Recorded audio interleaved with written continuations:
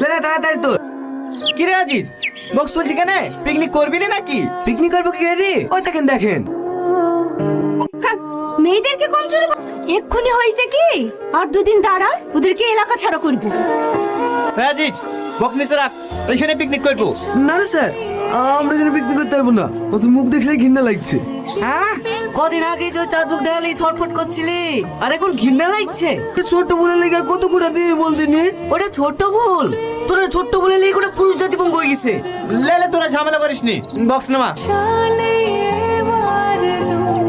এ সালমা, বালতিটা লে, পানি লে এসে ভাতটা চাপে দি। এই সালমা। ম্যাম, ওইদিকে কি দেখছিস?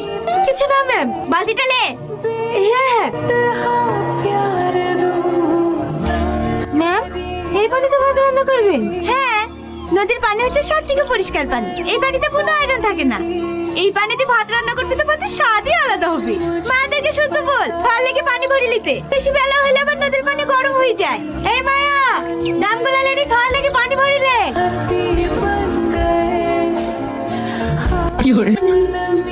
এই, এখানে প্রসাব করছিস কেন? টের করিনি ম্যাম, সরি। আমি তো না শুধু প্রস্রাব ফিরেছি। সকালে মাঠে পায়খানা ফিরে সবাই পানি খরচ করে যে এই পানি দিয়ে রান্না করবেন নাকি? না না, এই পানিতে কেন রান্না করবো? এই সালমা, চ।